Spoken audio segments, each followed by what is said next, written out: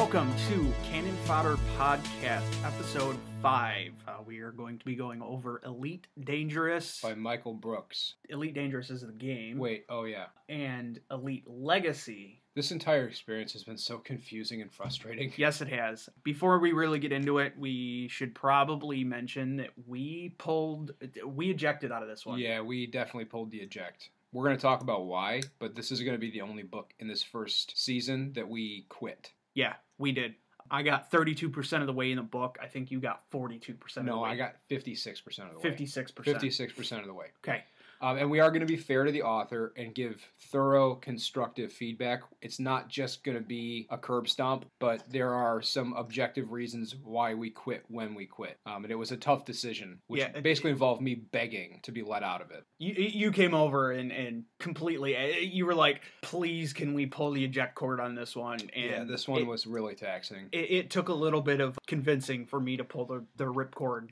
And we're going to keep this as a strategy for the subsequent seasons of the Canon Fodder podcast too, because with these kinds of heavy marketing tie-ins, you're going to get some that are just not up to snuff, and we can answer the podcast core question of, is this a meaningful expansion really fast? Yes, and we don't need to suffer through it, and you don't need to suffer through it. Yeah. So as far as the game goes, because the game is set up very differently, we should actually, before we get into that, we should probably introduce ourselves. I'm Kyle Newcomb. I have been, continue to be, and probably will be Travis Knight. Because the game is a little and this is the Canon Fodder podcast. I did that at the beginning. Did we say that? I couldn't remember. Because the game is a little bit different, the summary of the game is going to be a little bit different than our normal, because Elite Dangerous doesn't have a story. You make your own story. Yes.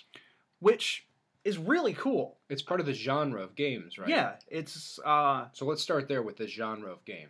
I don't know what that genre is actually called. I would call it space sims. So you got games like Elite, you've got games like Free Space, No Man's Sky. But I'm more talking... Kinetic Void. I'm more talking about the overall make your own story genre. You know, you've also got... I guess it's literally open world. Yeah. I mean, you've got games that are included in that genre like Minecraft, where you make There's simulators then. Yeah. Right, simulators. Simulators. Okay, so this is a space simulator, right? I guess you got farming simulator and trucking simulator, and yeah. Yeah, you make your own story out of the game. I didn't like the game. I thought it was boring. Okay. Do you have, because it, like, coming at it like that, we don't have a lot of context, like, are you a simulator player? Yes. What kind of experience do you have with simulator? I have played the crap out of No Man's Sky. Okay. I love No Man's Sky. I love Minecraft. I do actually play Farming Simulator. I can't believe that, but his favorite game series is Tomb Raider, so... You know, I play Minecraft. Modded Minecraft, but I play Minecraft. Hey, Minecraft's Minecraft. You know, I enjoy those types of games where I can go and do my own thing. You know, I'm not being led by a story. But this one I found extremely boring. You know, I'd go in... first off, the game itself is not well explained at all. You go through the tutorial, and it explains how to play the game, sort of. Yeah, it gives you... I mean, I think you have to pass the tutorial on maneuvering, right? I think so. And that's about it. Well, when I did it, I went through all the tutorials. The combat tutorial, the docking tutorial, everything. When I did the docking tutorial, I spent 10 minutes trying to figure out how to dock. 10 minutes. I have a very different experience with simulators as a genre, and with Elite Dangerous as a game, too. So in previous episodes, Kyle and I kind of approached the games from more or less the same perspective. Like, with Mass Effect, we're both huge Mass Effect fans. With Dead Space, you'd played Dead Space, but we're both shooter fans, and in general, you know, action game and horror game fans. With Borderlands, neither of us really like it, but we do both like FPSs. With Star Wars Force Unleashed, neither of us were real hot in the game, you know, so we had very similar paths. But in general, I don't like simulators. I've played them. I played Minecraft for years with my wife and my friends. But never with me. No, not for very long. There was a little while there in college where you're part of the big world with everybody else. But it was very short-lived because I lost the file. No, it was because my computer at the time couldn't handle processing all of the data from the server. It was a huge world. I played No Man's Sky. I like No Man's Sky a lot. I've put over 100 hours into it. And I liked Elite a lot. And I've put over 100 hours into Elite. But generally, simulator games don't do anything for me. I just See, get bored. Like I find myself wondering, why am I not doing work? Why am I not playing a story? Why am I not reading a book instead? Why am I not working out? See, my approach to simulator games are completely different. I use simulator games as zone out time, kind of like how you use books. I was just going to say that kind of gets down to the difference in our personalities. Where you like playing games and I like experiencing stories. Yep. So there's a big difference there. So like with you not getting into Elite and coming later into No Man's Sky, almost a year later, when I played Elite, when I booted it up, it just clicked with me. I got it. And that might be because I'm a hard sci-fi fan, and there's a lot of hard sci-fi in Elite. It could be. I put 8 hours into this game. Mm-hmm. I specifically sat down, and right off the bat, I was extremely bored. And if anybody hearing that he put 8 hours into the game says, well, you didn't play it enough. Like, here's the thing. We beat Force Unleashed in under 8 hours. We beat Borderlands. I beat Borderlands in under 8 hours.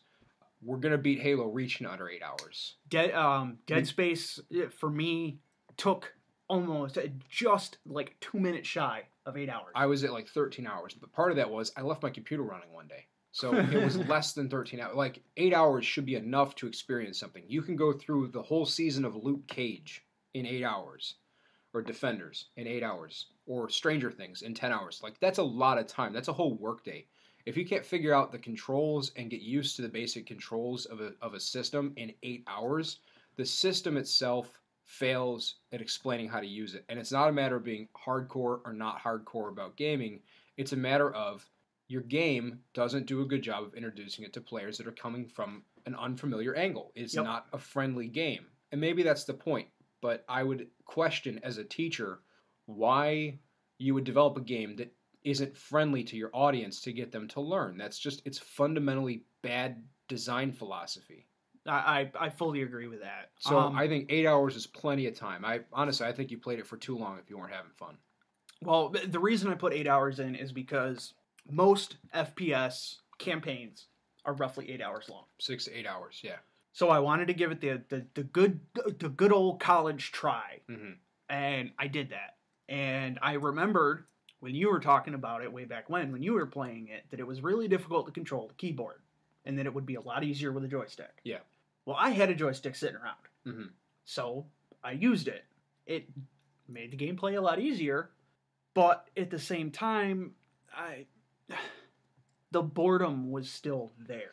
Like I went through and I have a thought about this I want to run by you. Okay, can I finish my? Yep. Now, when I played, I started out with the Sidewinder. Sidewinder is your first ship. Okay, I started out with a Sidewinder, and I was doing training missions and stuff like that, trying to upgrade my ship. Mm-hmm. I upgraded to the Viper Mark III because I wanted to do the bounty hunting. Mm-hmm. Well, every time I went into combat, I got destroyed. Mm-hmm. Every single time. Mm-hmm. I upgraded shields, I upgraded weapons, I upgraded, armor. I upgraded everything that I could just by doing pure trading missions. Mm-hmm. And I could not get into the bounty hunting because every time I would get decimated. When you run your scan and it says, wanted, and the lowest level of, how wanted these people are, dangerous and everything like that, the lowest level of that, I was still getting decimated with a Cobra. Yeah. Or not a Cobra. Viper. Mm-hmm. Which is supposed to be, according to the game lore and the book lore and everything like that, it's supposed to be like top of the line. Below an Eagle, but yeah, it's a good ship. It's a solid, balanced ship. Yeah. Especially for combat. Mm-hmm. And I was getting decimated. Yep. And that frustrated me to no end. I didn't want to play the game I wasn't playing the game to be a trader. Yeah. I was playing the game to go into combat. Yes. And the game does not do a good job of presenting sufficiently fantastic combat scenarios because it is very beholden to the laws of physics and is very beholden to the laws of space is big and empty and slow. Yeah. And this is actually what I think this ties into the difference between your taste for simulators and your distaste for Elite. Because even in No Man's Sky, which has a very similar set of precepts, it's very fast to get anywhere. You can hop between planets in as little as 60 seconds, but as soon as you get there, there's things to do. They throw asteroids at you, they throw other ships at you. It's easy to get down onto planet surfaces. You can hop out and wander around.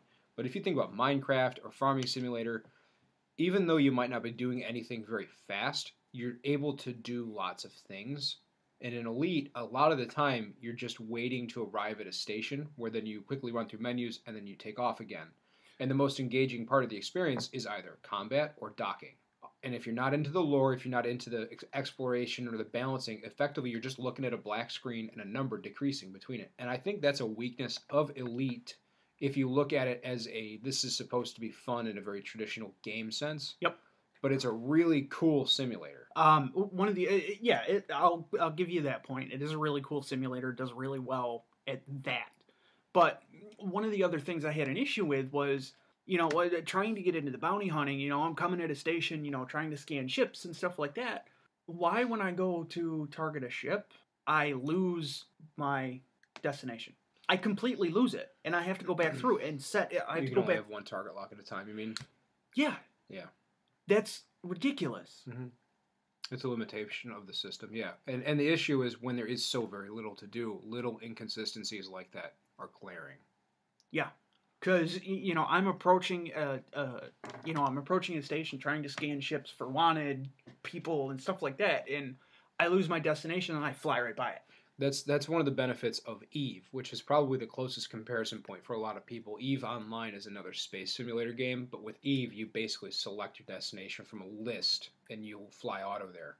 And in the meantime, you can do other things. In Elite, you've got to be attentive to what it is you're doing, because you will not auto-dock. No. And I want to say there is a technology you can eventually buy that will auto-dock for you, but at the same time, if you need to put 20, 30, or 100 hours into the game to afford and to understand the mechanics sufficiently to use that, that's 100 hours of your life that you've lost before you can begin having fun. And I argue that any activity, unless you're really into it, is not worth your 100 hours of your time. Nope. So when I played Elite, I went in. I had been hooked by a NASA engineer who was running a Let's Play, and he was exploring and basically explaining different things that he found from a hard science perspective. So, for example, he would find a white dwarf, and he'd be talking about what white dwarves are and why it was a good representation of in-game. He'd be talking about relative distances and technologies and the physics behind the simulation, and I thought that was really cool, so I wanted to explore. And also, I knew No Man's Sky was coming, within the next year, so I decided, hey, I want to play a game like this. I'm going to jump into the simulation, and I'm going to play a little bit.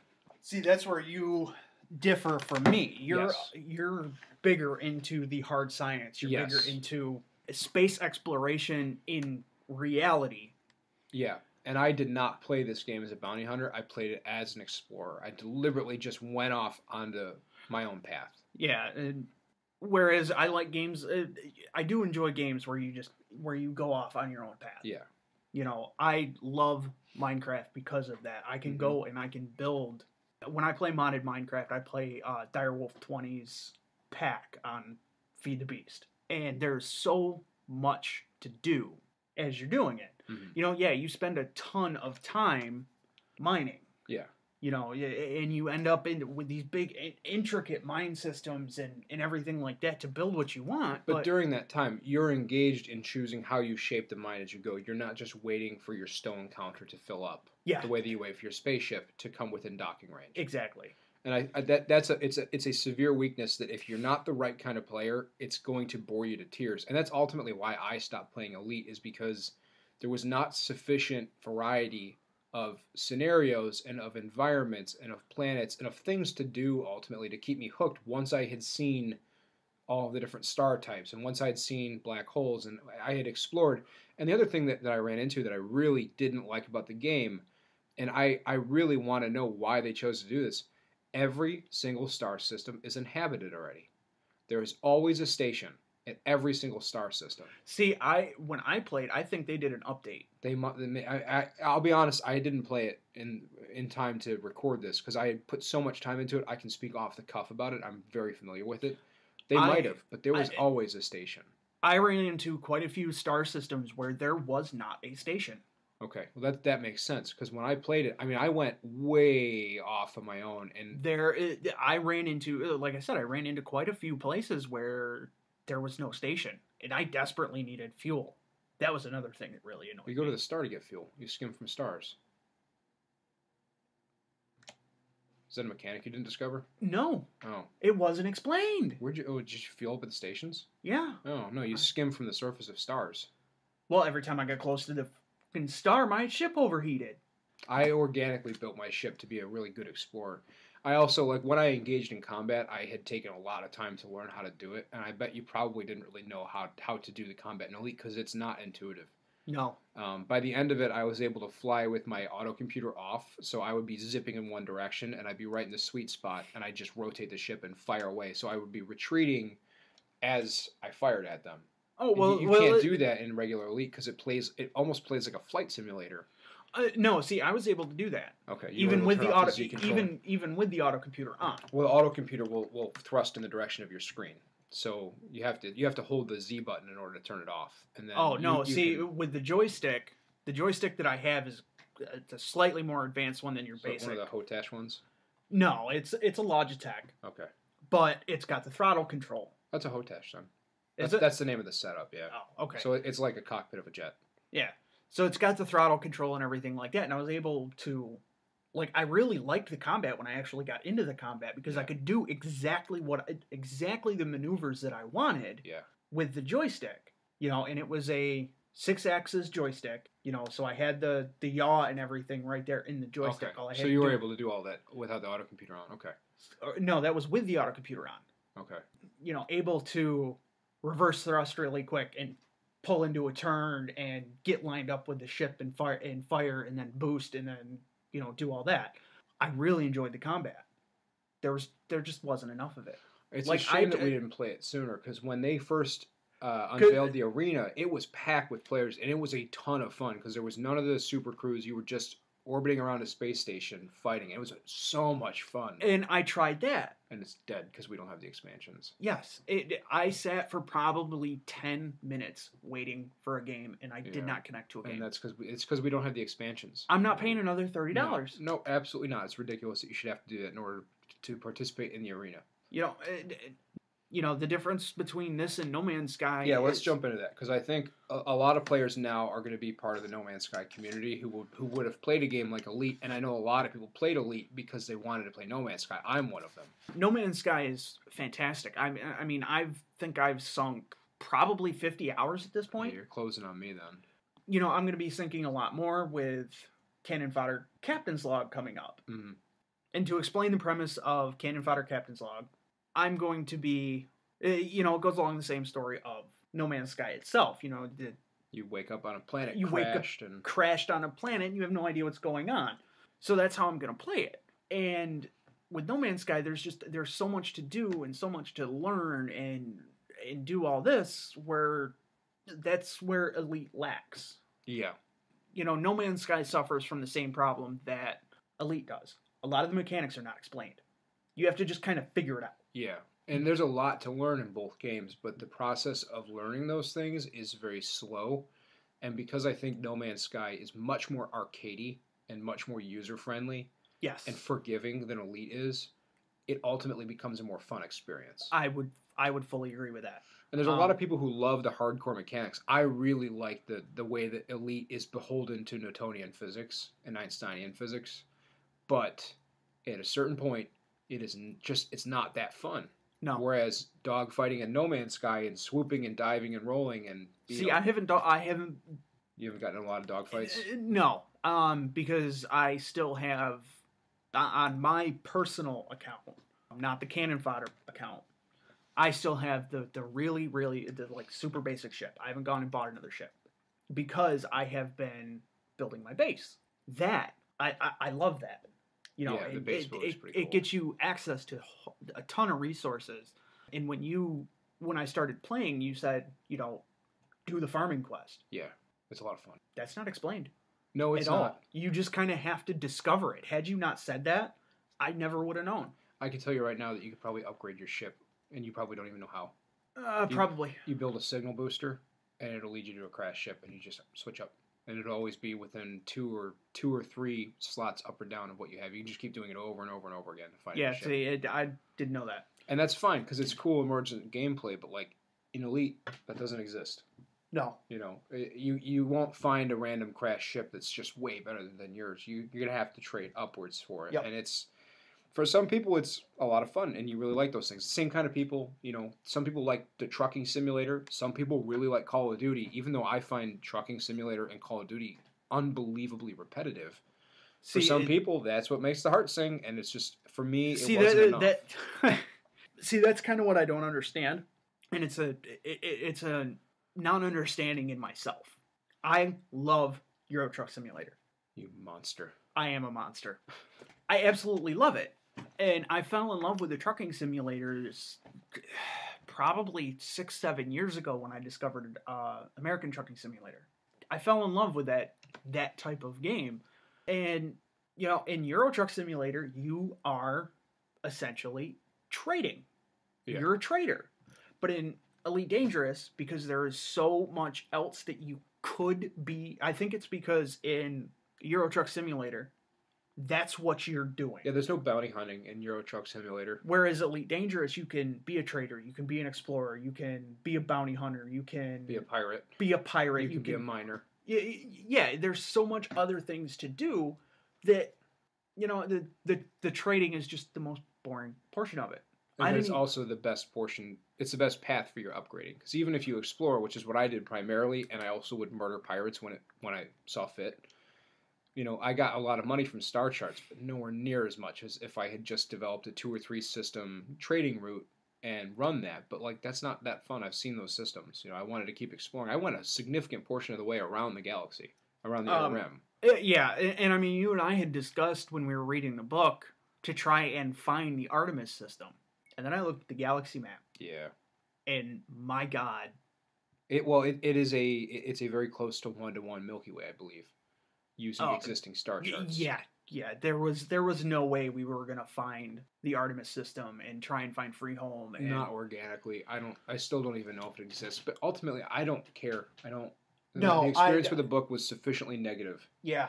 So I mean, I'm kind of done on my soapbox about Elite Dangerous and No Man's Sky and everything like that. So I mean, if you want to move on to the book, I know we've only been recording this for 25 minutes, but I think this is going to be one of our shortest episodes because we did pull the eject cord on this. But it's better to be honest, and I think like to take away from the Elite and No Man's Sky and simulation strategy games in a larger sense is that if you're a person who likes space simulators, you can't go wrong with Elite. You're going to have fun if that's your thing. If it's not your thing, it's going to be like being dunked in cold water because it doesn't explain itself. There's really no story. Although, I know in subsequent expansions, they have introduced more story elements. And I have one of those. I think it was the second one, Horizons maybe is what it was called. And they introduced politics. But it didn't really change the gameplay at all. It just meant that sometimes it was harder to trade with one system than another, and there were some unique starship types, but they weren't even that cool looking compared to the existing Cobras and Vipers and Eagles.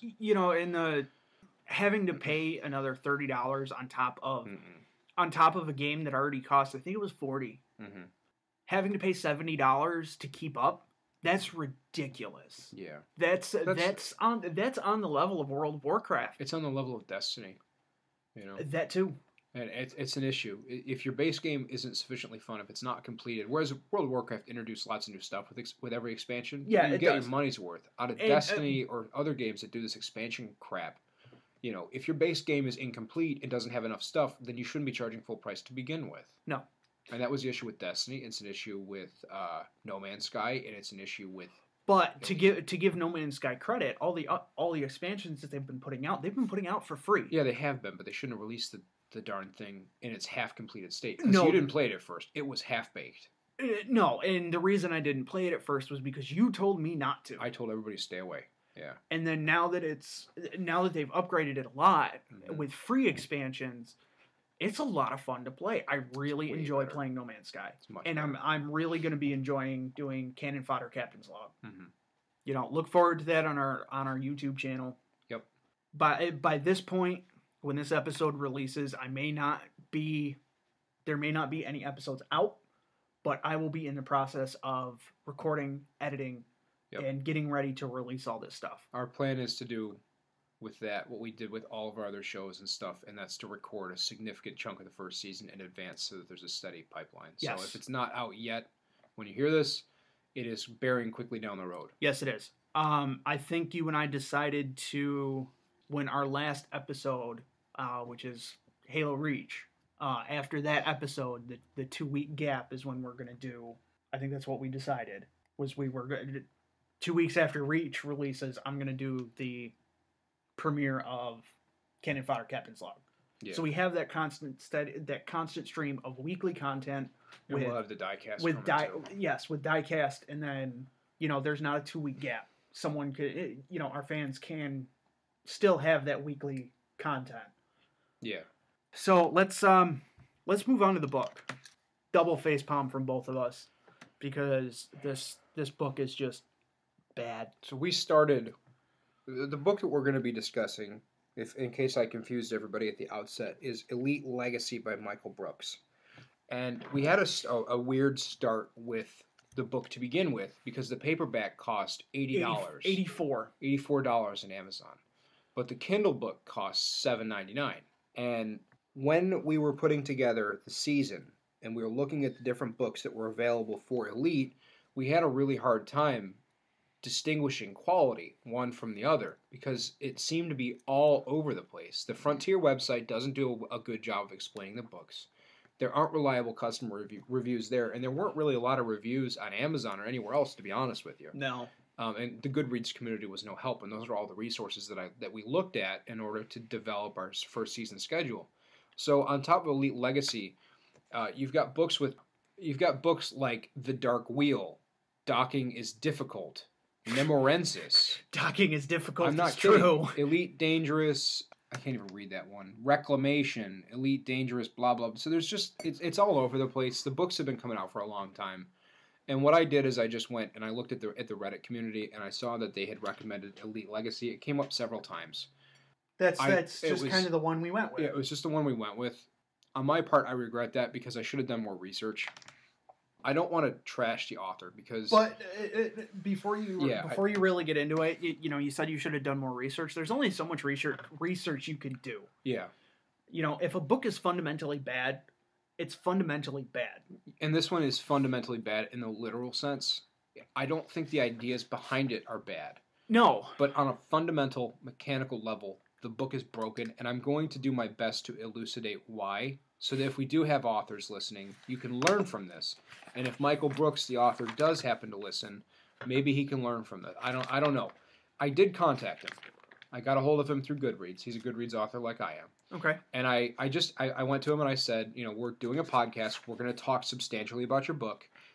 We want to know, did you approach the team with this idea? Did the team approach you with this idea? How did this book come about? Because it's got some core mechanical issues that you would not expect to see in a published branded work. Yes.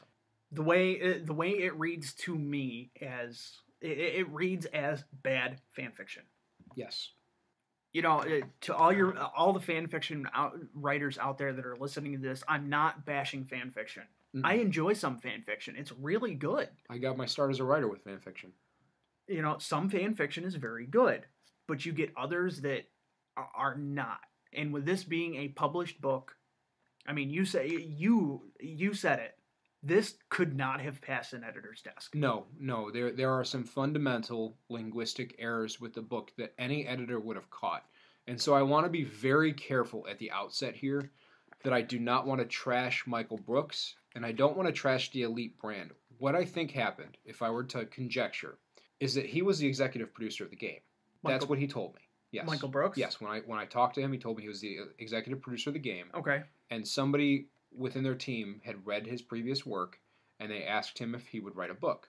Okay. So he's not a writer by profession. He's a writer by calling. He's got a number of self-published works. He considers himself an independent author the way that I do. He's probably more successful than I am. But there isn't, and this is what I think happened. He was flattered, and I would be too. He wrote a book, but they either did not hire or did not hire the right editor. Yes. And so there is not a professional editor or a trained editor who went through this book. I have no doubt in my mind that he went through it and tried to edit it. I have no doubt in my mind that his team members probably tried to edit it. But what happens is that if you're not a trained writer, there are some issues linguistically that you will read right over. And so when you and I don't talk much about the books until we talk about the books for real. We'll go back and forth, and I'll hint at how I'm feeling, and you'll hint at how you're feeling. Or you might complain about a chapter, or whatever. But we don't discuss in depth anything. It's no more than a couple of text messages. And usually, if one of us breaks that rule, the other will tell and say, hold it for the show. Yep. So that it is live.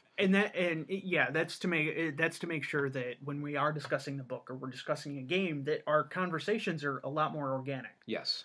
Like our last episode with Star Wars. Mm-hmm. You went into Star Wars thinking that the book didn't meaningfully expand on the game. Yep. But with my discussion and my logical arguments and my points, you swayed me. I changed your mind. Yeah, I still think the experience was negative, but at the end of the day, I think you're right. That did meaningfully expand on the game because it meaningfully expanded on the characters. Yes. Whereas with Elite Dangerous and Elite Legacy, there are no characters. Well, there are characters in the book, but the characters are flat, and I'm going to get into that. I'm going to talk about it. What I'm saying is there's no characters in the game except for you. Yes. So there's nothing that can be expanded upon except for the background world. Yes. Which is not meaningful because it's so big. Yes. So what I want to get into is that when you gave me your initial opinion on the book, that you were at like chapter 6 or 7, you're like, I'm loving it. And I was like, I was probably 2 or 3 times as far in the book as you were. I was at like 30-40% by then. And it was a slog. I was putting it off. I read a whole nother book in the meantime because I just could not settle myself to sit down and read this. And I think the difference is that I have training in writing. I've been writing for 10 years semi-professionally. My entire world revolves around reading and writing effectively. I'm a literacy teacher. I'm a reading interventional specialist. Whereas I'm an English teacher, and I have a number of published works, and I went through editorial training. Well, and whereas my background is different. My background is technical. Yes. Very technical. 6 years in the Air Force doing backshop avionics for those of you who may be vets or have Air Force training or not. And for those of you who don't, essentially what my job was in the Air Force was there are different, we called them boxes, but it's got a bunch of circuit cards and it controls various systems of the aircraft. Yeah.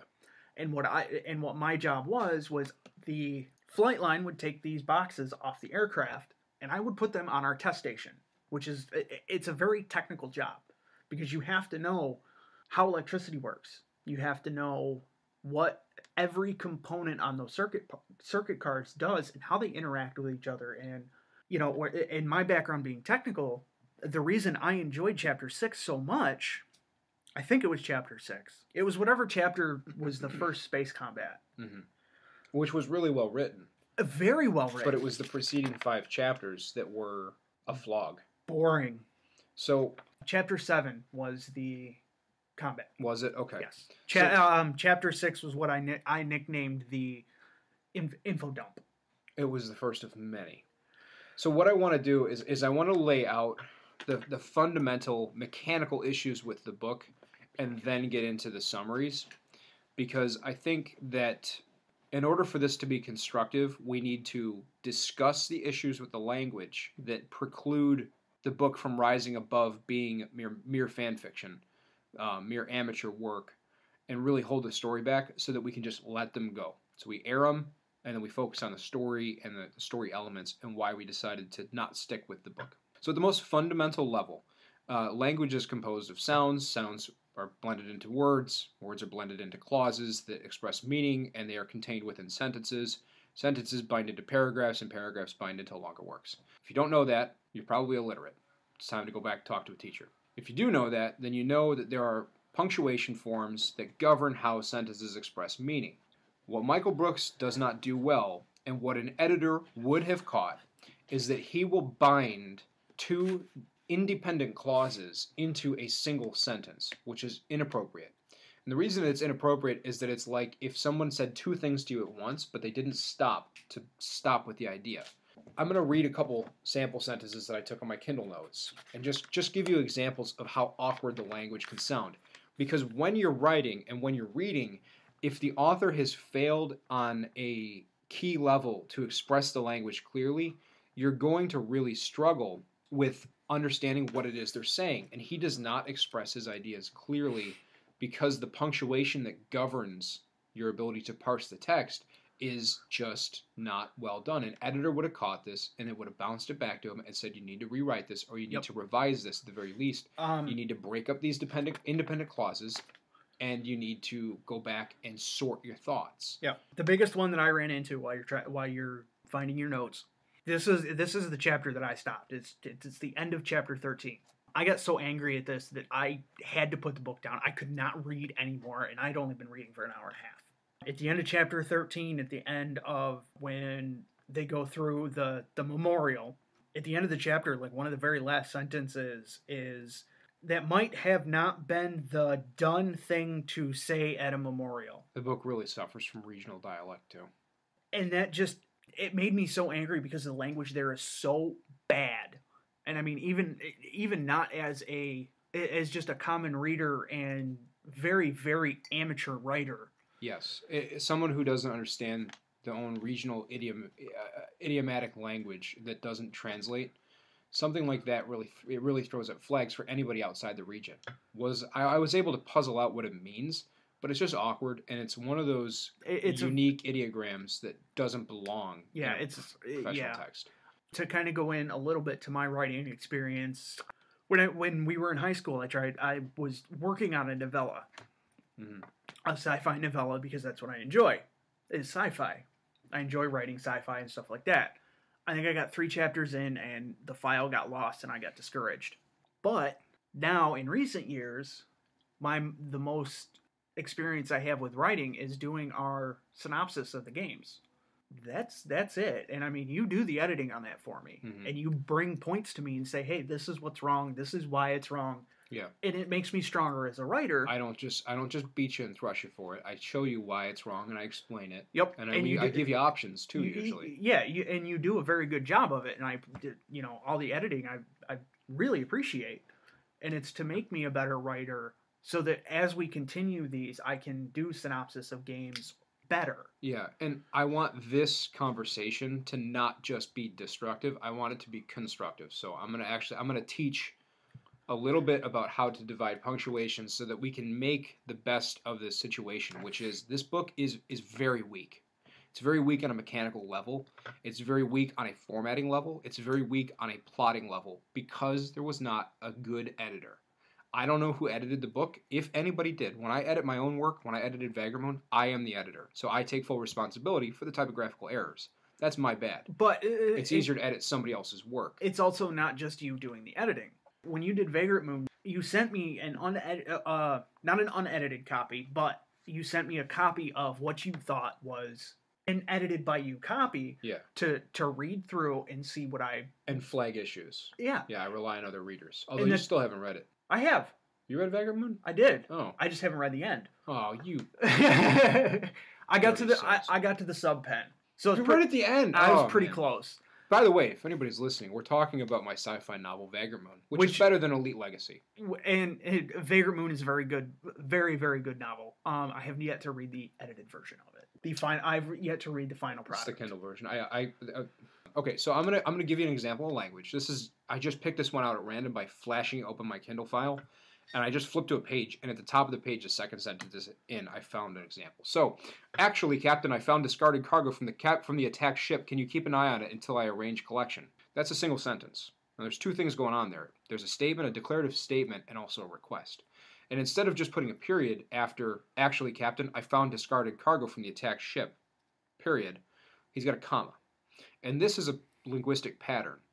You don't want a comma there because you're binding 2 independent clauses, 2 things that express their own ideas, in a way that links them. Commas link a dependent clause and an independent clause most of the time. There are other interjections and other forms of language where you use commas, but really they're used to sort clauses. And a clause is a subset of a sentence. It is either an independent thought that can be modified with a dependent clause, or it is a thought that is modifying the greater, larger thought. These are 2 independent thoughts that are functioning for some reason as one unit. If I was his editor, I would do one of 2 things. I would break Kurt Vonnegut's heart and put in a semicolon, which he called hermaphrodites.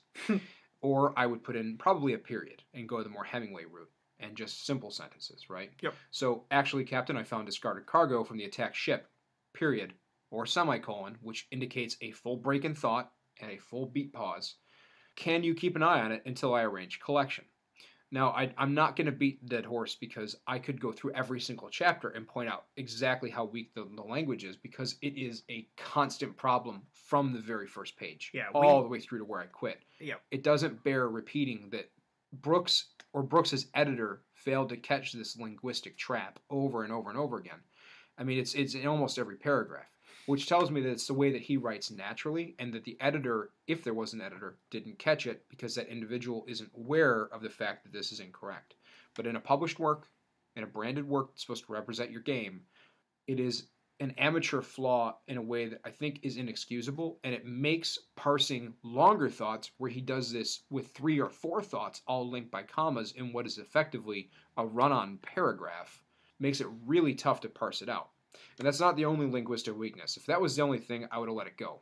But at the same time, he does not know how to write and tag dialogue effectively, which, to be fair, is one of the weakest areas for most writers, especially those who do not have an editor. When I was writing my novella way back when, which I actually did find a copy of, and I may start working on that again.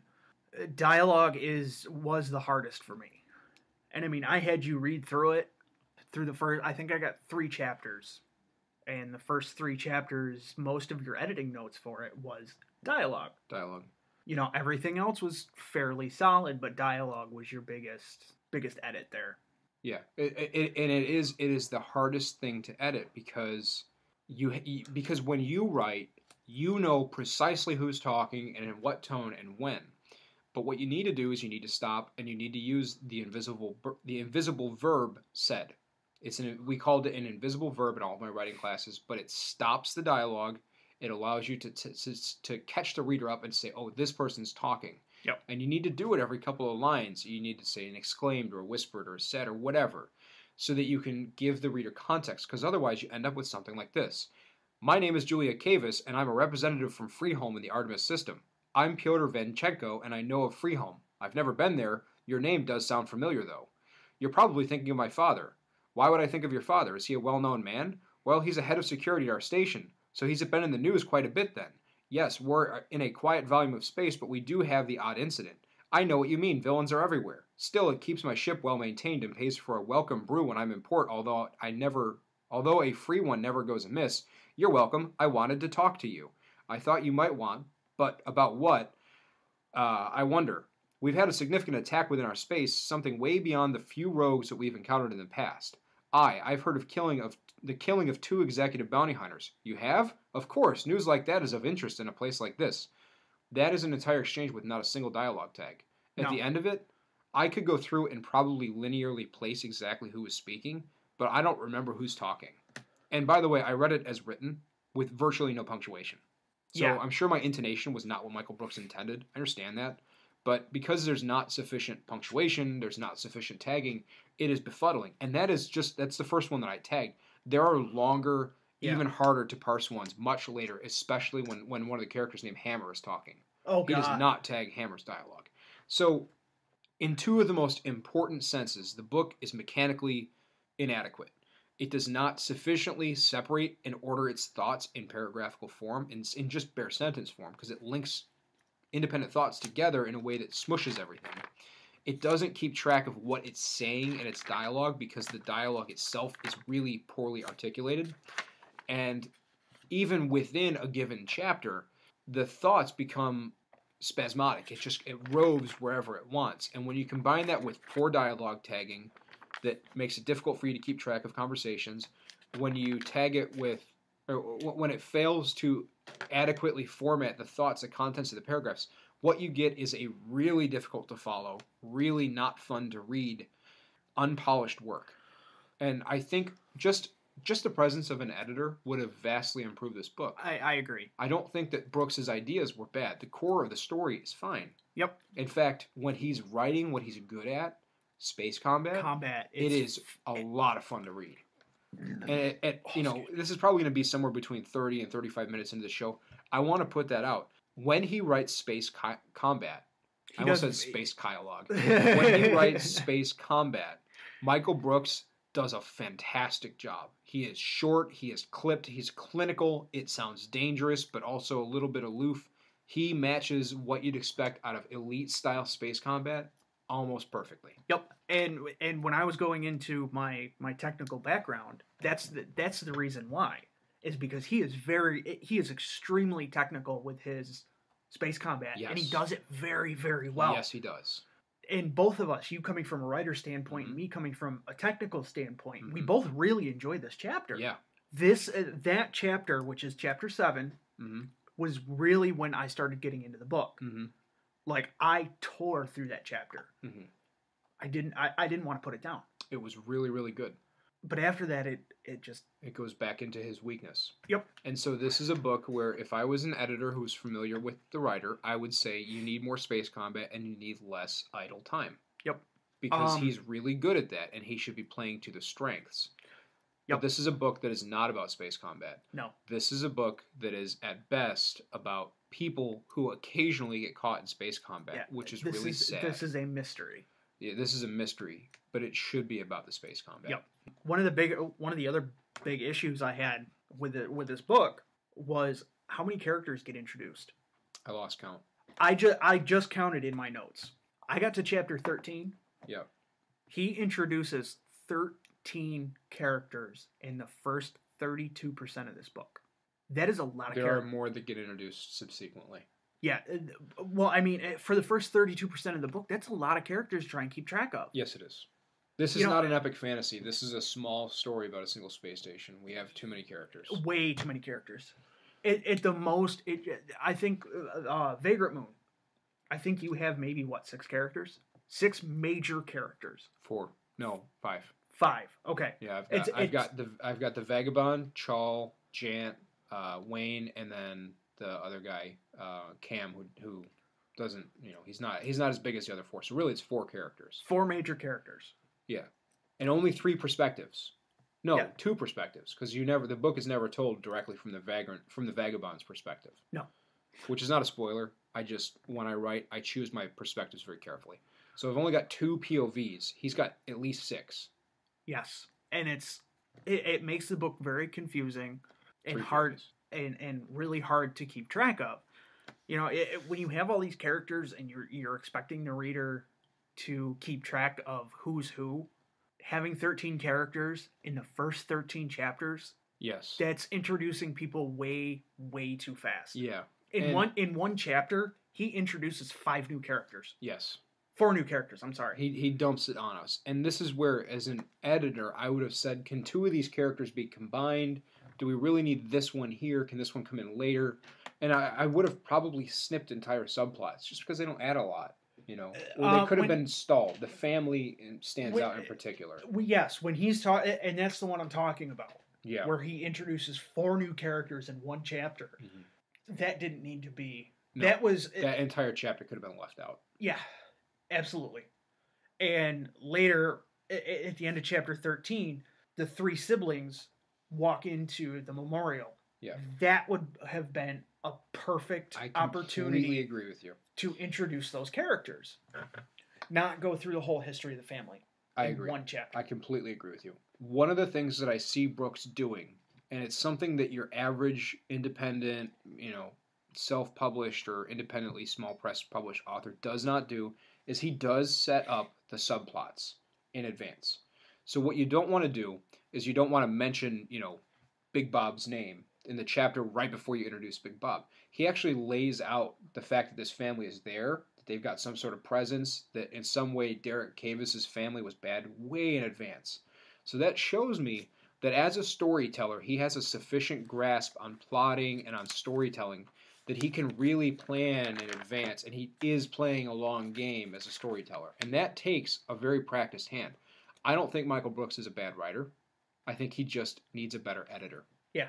And the book suffers for that. If he had a good editor, if he had me as an editor, this book would have been a cool, high-strung, tight sci-fi novel. Yep. he introduces the family in chapter 9. I don't think, because we haven't read the whole book, I don't think going through chapter by chapter summary is going to be useful. Because you've read more of the book than I have. I'm going to be completely lost. Our readers are going to be completely lost. I don't think going through a summary of the entire book is our normal format is going to be useful. So what do you suggest? The conversation of what we're doing right now. Okay. You know, pick specific chapters to discuss, like we have been. You know, chapter 9 is when he introduces the family. Why don't we do chapters 1 through 7 up to the combat, and then show how it fails to continue? Okay, we can do that. Good?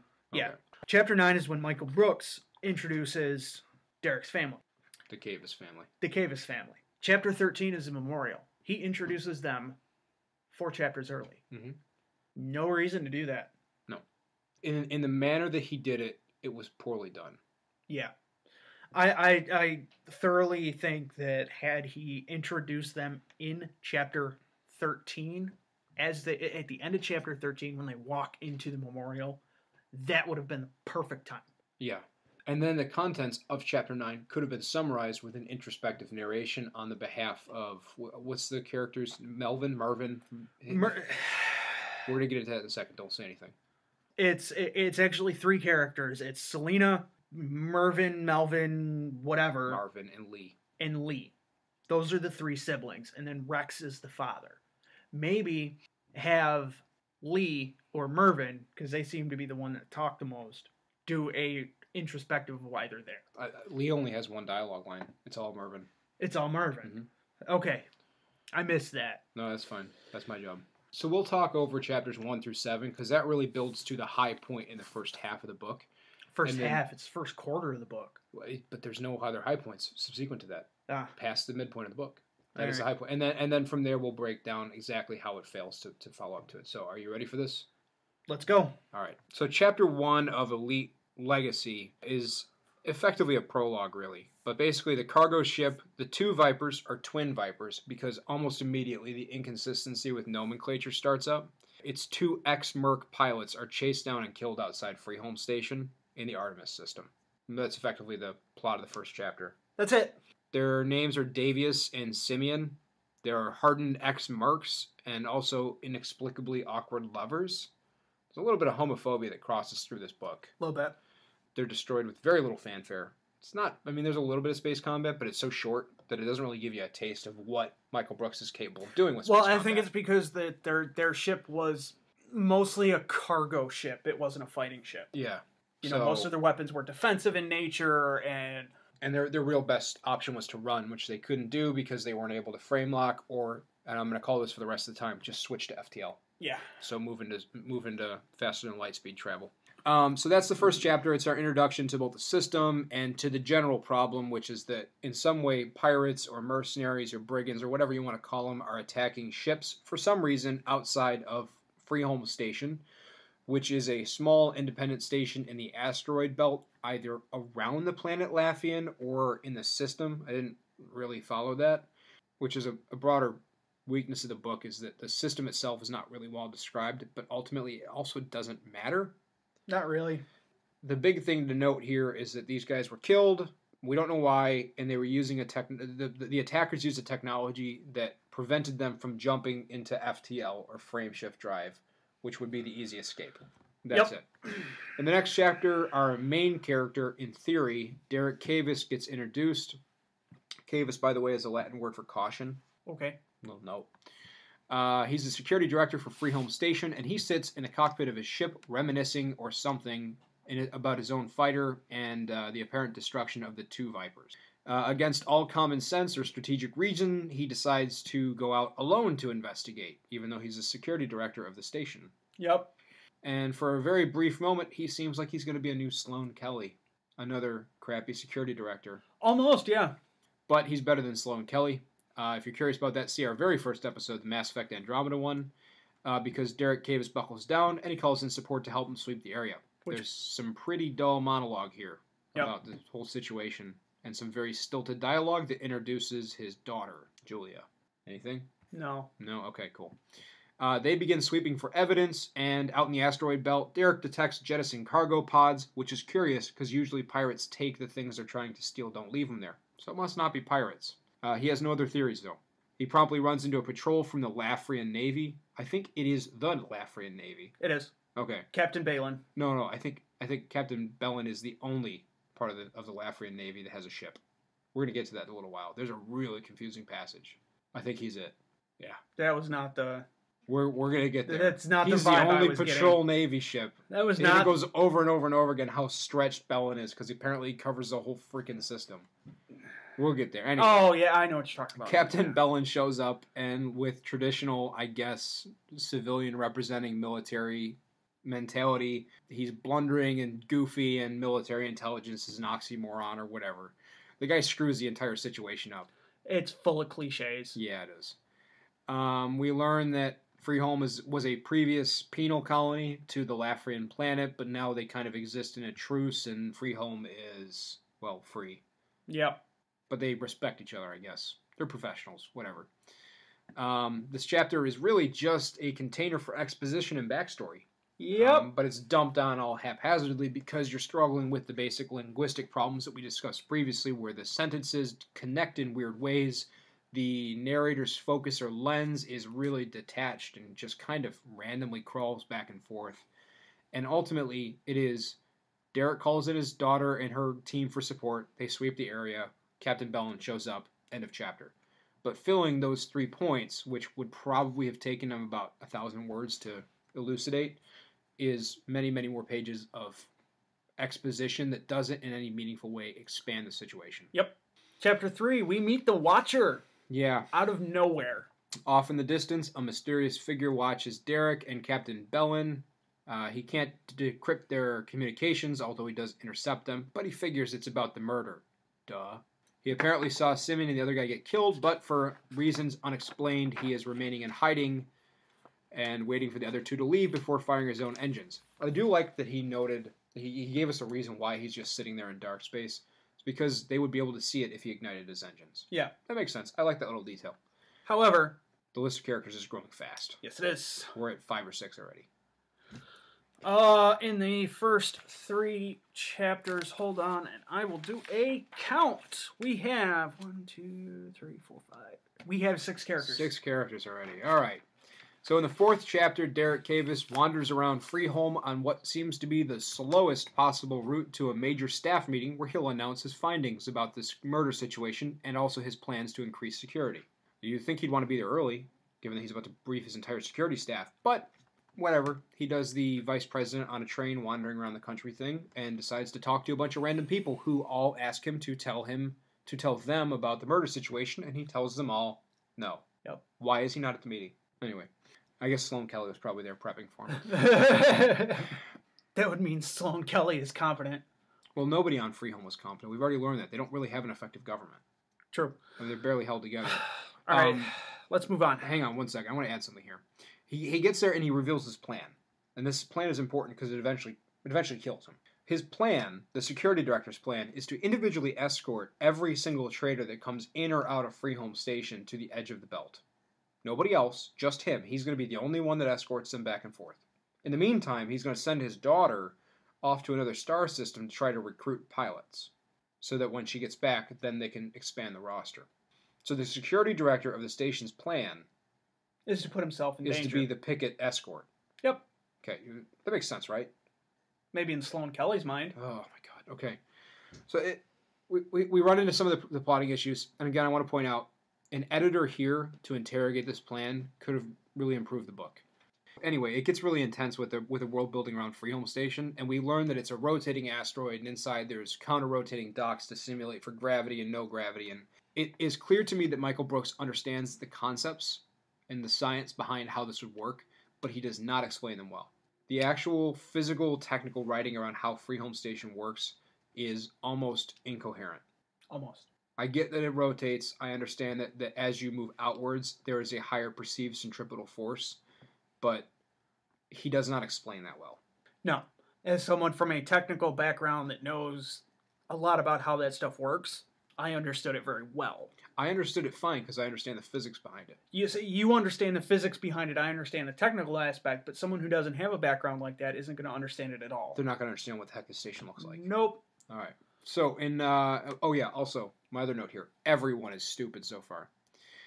In Chapter 5, Captain Bellin flies around in the Demeter, but is really busy because apparently he's the only ship Lafria has to patrol the whole of their orbital space. And this is where I started to get confused. Is the asteroid belt around the planet? Is it around the solar system? Because that's a really long patrol run. Yeah, it is. And it's not explained well. But he says it over and over again that he's the only one on patrol. I hardly followed this chapter because when Bellin isn't struggling with the dissociative memories of the complete lack of narrative focus, he's busy trying to do a forensic analysis of the supercruise or the FTL files to figure out who was there at the murder. And he ends up submitting a request. And then all of a sudden, Derek reaches out to him and he says, "Hey, do you mind being my point contact person to hand off traders coming to and from the belt at our DMZ?" And Bellin just agrees. There's no checking with Fleet Comm. There's no going, wait a second, you're the only one going to be doing this? There's no logic or common sense here. And it's a weakness of the dialogue, too. Oh, yeah. It just moves. It's very wooden. Anything to add? None. All right. Chapter 6, we switch now to Julia. She arrives in the Kappa Fornaces system at Harvestport to recruit people. She goes to Dusty's place, or Dusty's bar, which is like, seriously? That's the name of the bar? Yep. And she spends an inordinate amount of time dully reflecting on her father, who she knows is a murderer, while drifting in flight. She doesn't know what Derek did, except that apparently she knows he's a murderer, and she doesn't care, except for the fact that apparently she does. The author contradicts himself like 2 or 3 times within the space of about a page.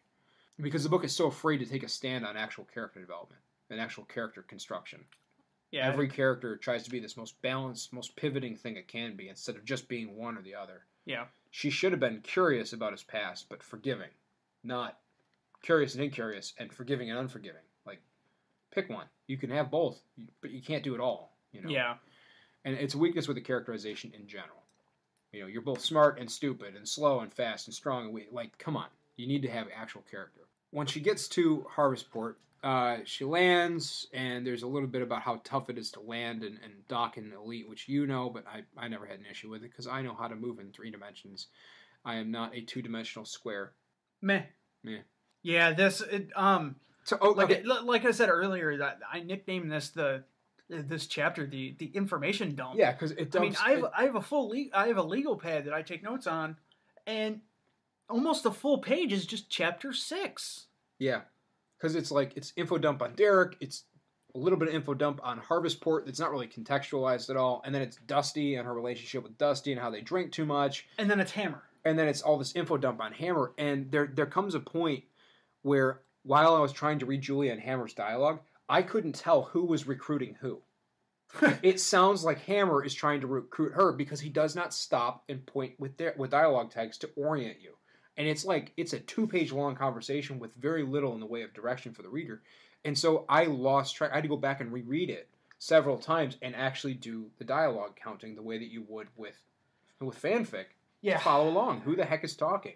And because the characters are so spineless and undeveloped, it's not even like Hammer has mannerisms of speech and Julia has mannerisms of speech or turns of phrase that you can rely on as a subtle clue to who's talking.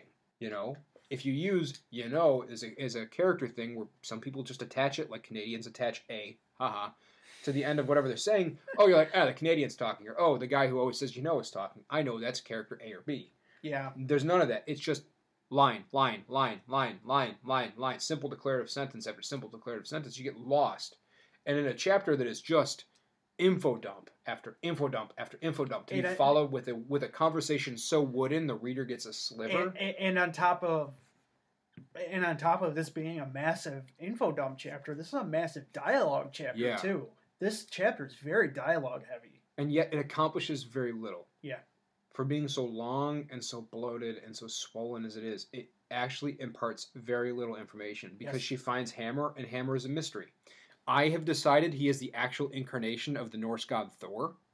I don't care if that's true or not. That just makes the most sense that this random huge dude who is named Hammer is in this bar drinking and not getting intoxicated. We actually find out why he doesn't get intoxicated. No. That's Peter. Oh, that's Peter who does that. That's Peter who does that. Who puts the tablet in to take the alcohol out and turn it into just pure sugar. That's Peter. I have a better story for you about why Hammer doesn't get drunk. It has to do with him being Thor. Thor and Loki and a boy who he had basically conscripted into his service once traveled deep into the north of Jotunheim. And there they met a king of the giants. And the king of the giants decided he was going to let them into the hall, but he set 3 challenges for Thor to prove who he was. The first was that he had to drink from a cup. And he said, well, any of us giants can do it. And Thor said, well, I'm a god, so of course I can do it too. And so, as the giants watch, Thor takes the cup and he drinks. And the level of the fluid doesn't go down.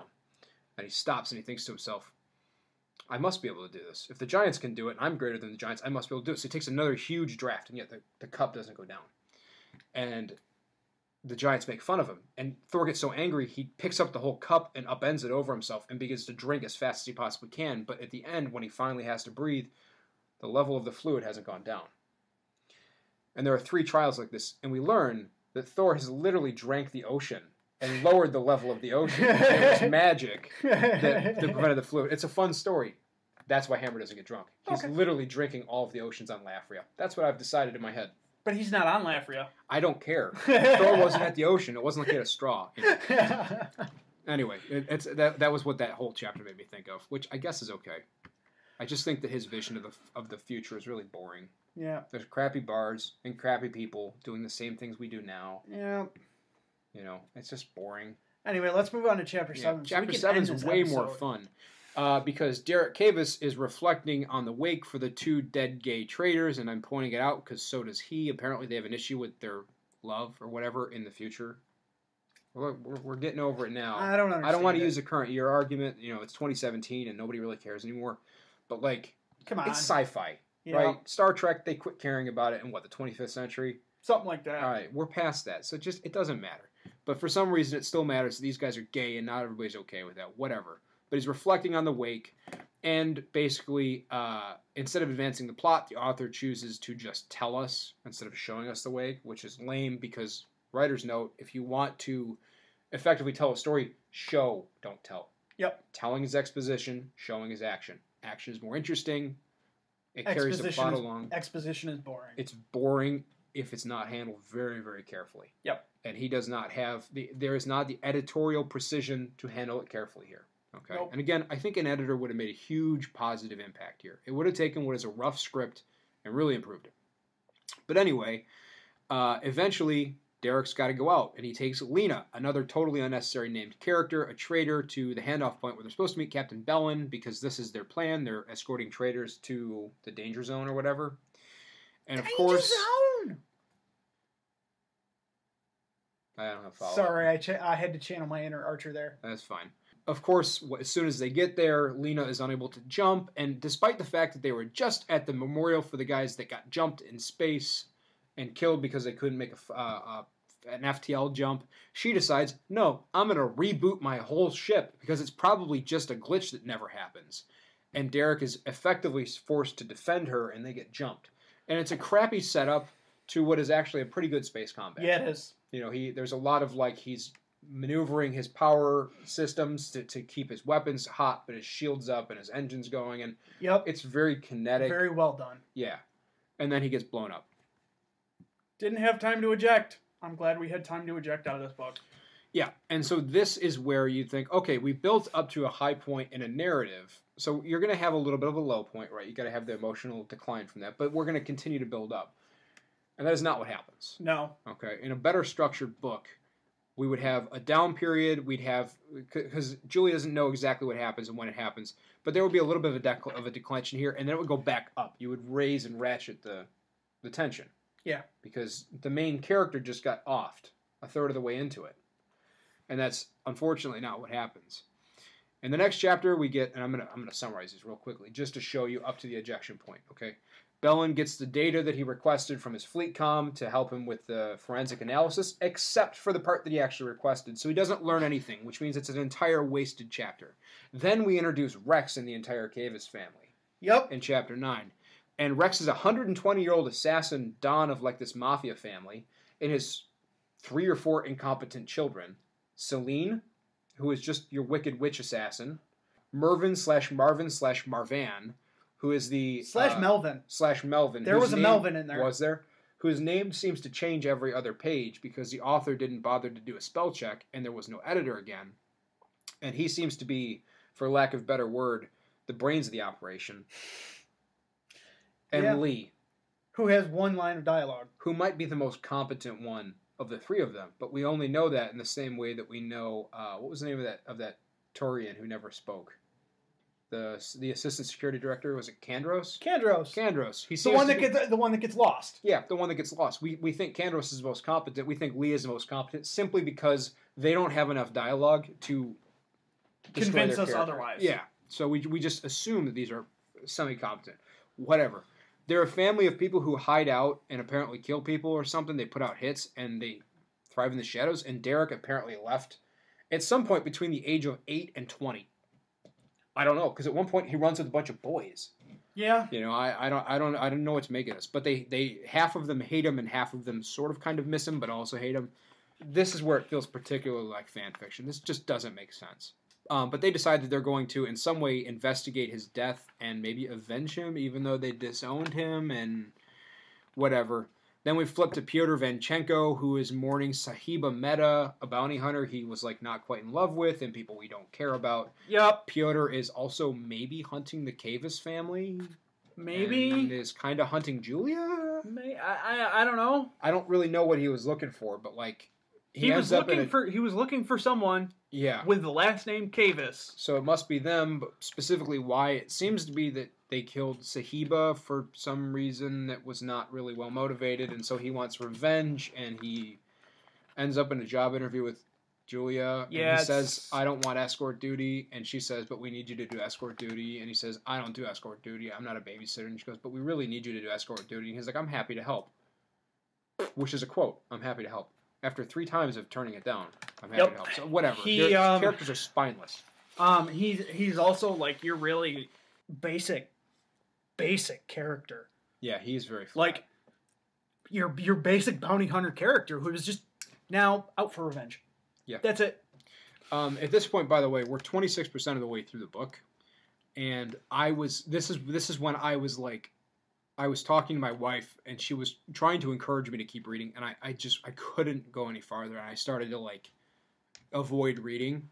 I had a thought, too, because when I wrote Vagrant Moon, I didn't script the conversations, but, like, for key discussions, I would summarize them and be like, okay, this is the information I really need to impart. I think he scripted the dialogue before he wrote, and I think it may have just been slotted in. Because I know other writers that do that, and the way that he writes his dialogue reminds me of someone who scripts almost like a teleplay. The dialogue and the discussions beforehand. Just a theory. In Chapter 11, Julia is somewhere, who cares? And she regrets being unable to find more pilots, alas, because she's going to make her daddy upset. He's dead. And she gets a strange message from Lena, commanding her to return to Freeholm immediately. She phones home and finds out Dad's dead. Oh no! So she finds out her dad's dead. Got nothing. I didn't have any emotional reaction because I was just burned out by how bad the chapter was. I was getting burned out by this point. I do like the idea that there's like a big mall parking lot full of spaceships, though. My note on this one is in all caps. Why is this its own chapter? Yeah, I don't know. It was so short it didn't need to be. Anyway, next chapter, Hammer arrives in the Artemis system. He gets attacked, or not attacked, but he gets scanned by the Artemis Navy, and we basically learn that his ship is more than meets the eye. It's a trap. Yeah. And he loves the fact that it's a trap. Yep. He's probably the most developed character of all of them, just because he's a weirdo. Yeah, he is a little bit of a weirdo. So he flies around this super heavily constructed cargo ship that is really an attack ship, and it's just got lots of weapons, I guess. Lots of missiles. And he's out to kill pirates because... Yep. Cool.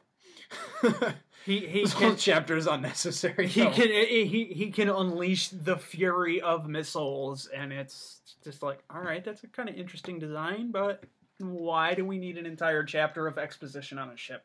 It's basically a chapter to tell us that his ship is not what it seems to be. We do learn that he has the capacity to, like, scan people's back histories that should be classified, and he learns that in some way Captain Bellin, for whatever reason, was, like, involved in a coup. Why Hammer knows this? I don't know. But that's part of the problem. Chapter 3 is unnecessary. Julia goes to her dad's funeral after being a complete child. Yep, that's chapter 13. Yeah. And you know what? Let's end at 13 because that's where I stopped. She's a complete child. Julia has to literally drag her out of her quarters and go to the memorial, and at the end of the chapter, she's glad she did. That's the chapter. That's it. Yeah, I went a little farther, but effectively what happens is the weird assassin kids show up At the end. and they show up. The next chapter is them following her around, and then there's this really awkward conversation. It's like, I'm your uncle. And she's like, no, you're not. And he's like, but I'm going to avenge your dad. And she's like, oh my God, I'm so glad I've got family. And then he's like, your dad shouldn't have gotten himself killed. He was stupid. And then she's just really mad and orders him off the station, but then tells him they can't leave. And then the next chapter, she wants him to leave. She can't wait for it. It's like he had amnesia between the chapters. I was done at chapter 17. It doesn't build anywhere. It sabotages its own progress. And the point of this podcast, and we are getting really close to wrapping up. This is gonna be a short one, but also I don't think there's a lot of wasted time. We didn't go off many tangents. No, we didn't. This one might have very little editorial work necessary. The point of this podcast is to discuss whether or not video game tie-in novels meaningfully expand on the story of the game that they represent. I think this is a bad choice on us. Yeah. Because Elite Dangerous does not have a story. Yes. This was on us, and we apologize for essentially being negative this entire... I don't think we're negative. I think we're constructive. Okay. This is an unfinished, unpolished book that did not have proper or professional editorial control. And I think writers that are listening to this, or readers that are listening to this, can at least take away the fact that you can be constructive about a story that is not well written, and you can try to learn from that. And so what you need to learn is that when you're writing, you need to have a proper editor. You need to have editorial assistance. Even as a writer who is semi-professional, you need to have extra eyes, because the extra eyes would have been very, very helpful in avoiding the linguistic mistakes that make reading it not fun, in improving the stilted dialogue that doesn't make sense, and also in combining and cutting down the huge character list. Yeah. Because by chapter 17, with 13 or 14 introduced characters, it's impossible to care about any one of these people. Yeah. Even the ones that are recurring, Hammer and Julia and Derek, you don't care about them because you don't spend enough time with them, and because the editorial quality of the book is so low that you're mostly just frustrated while reading it. Yeah. And it sabotages itself. And at the end of the Absolutely. day, that's what you need to take away. This book doesn't meaningfully expand on the story of Elite, partly because it's just poorly constructed, unfortunately. Yep. And Elite also doesn't have a And story. Elite doesn't have a story. So this one fails our test out of hand. No, it doesn't meaningfully expand on the story because there's not a story to expand on. And on top of that, it's the lowest quality book in this entire season. Yes. And picking a game that doesn't have a story was kind of on us. Yeah, that I thought it would be cool because it didn't have a story for someone to insert it. Yeah, but because this doesn't have a story, we actually really can't answer that question. No, I think we can, because they could have given us lore to care about in the game. Like, let's say you had a No Man's Sky story and you were reading a traveler's dialogue, right? And going through and finding out more about the Atlas Path, or finding out more about the Gek, or about the Vy'keen, or about the what is the other one called? I don't the engineer race, Korvax. You could find out more about those societies, and because it is so open, you could find out that, hey, the Gek are a collective, or the Vy'keen are a warrior, and learn about those hierarchies in a way that Halo Reach is going to do when it expands on the Covenant hierarchy. Because in the first game, they don't do that at all. But and they start to introduce that. All right. This fails to do that. It doesn't meaningfully introduce it. It's such a small story within such a huge universe that even if it was great, I don't think it could have done it. Okay. I'd agree with that. This game fails the test. Or this book fails the test. The book and the game failed test. Yeah. It's not an engaging experience. Nope. It's repulsive. In like a literal sense, I wanted to run. We did literally run. We ejected from this book and in this game, and we ejected hardcore. So, our next one is Halo: The Fall of Reach. Mm-hmm. Played alongside Halo Reach, which is a little counterintuitive because it was written and released at the same time as Halo Combat Evolved, but the story, it makes more sense to discuss it alongside Halo Reach, which is set around some of the same events. Yep. I'm looking forward to this one. You've already finished the book. I finished the book. I have not. It seems to be a recurring theme in these podcasts that when we're recording, something massive is going on in my life, and I just haven't been able to get the chance to read. Again, there's something massive going on. I think I am Murphy. I think you might be Murphy. That or I'm dead on about that statistical law about how car parts break around you. Maybe. But anyway, I'm Look forward to that. Get a copy of Halo Fall of Reach because it is a good book. Yes, and it's going to be such a positive episode compared to what I think is mostly a constructive, if a little bitter, episode that this one was. Yep. I think Reach will be our longest episode because you and I are such huge Halo fans. Yeah. But look forward to that in 2 weeks. In the meantime, we've got Diecast coming out every other opposing week, and it's getting really interesting as we get deeper into it. Yep. And then in a month from the release of this episode, look for Canon Fodder Captain's Log on our YouTube channel, Canon Fodder. Canon. Yes.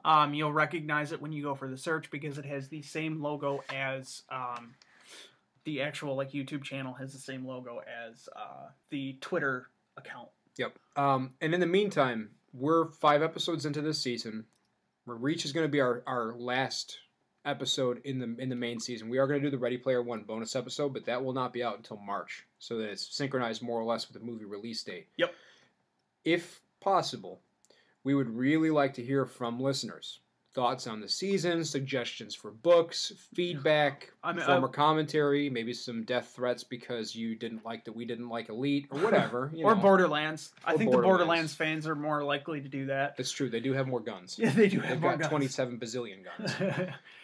We would really like to hear some feedback, and the easiest way to do that is through Twitter, where we're at Canon Fodder Pod, CANON, Fodder Pod.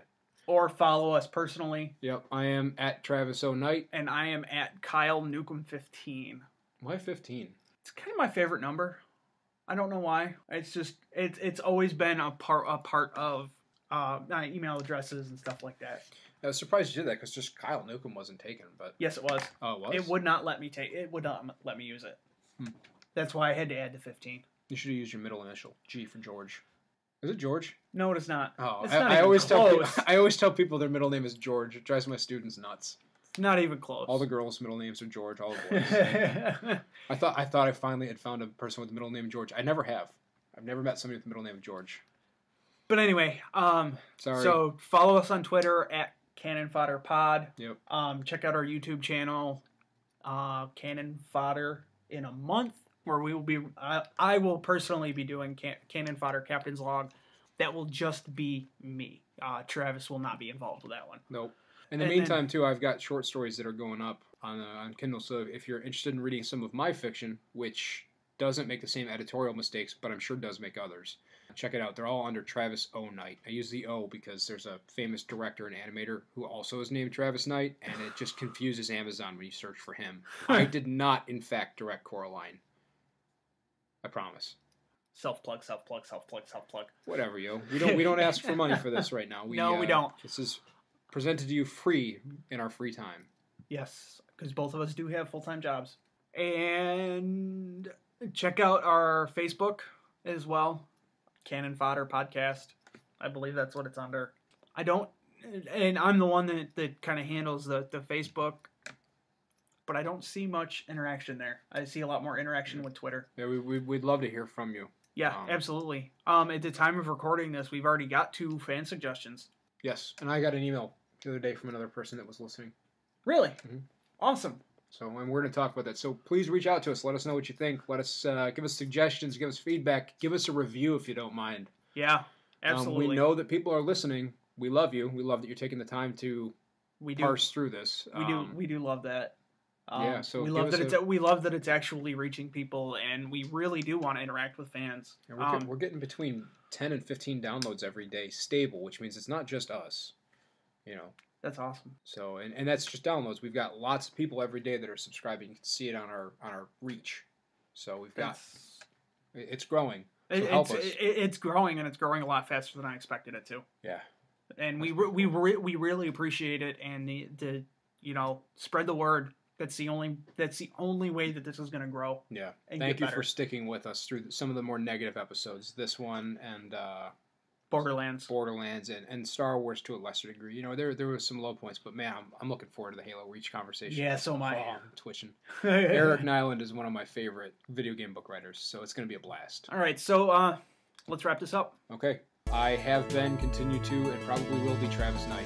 And I have been Kyle Newcomb. Thank you for listening, and make sure you check out our next episode, Halo, The Fall of Reach.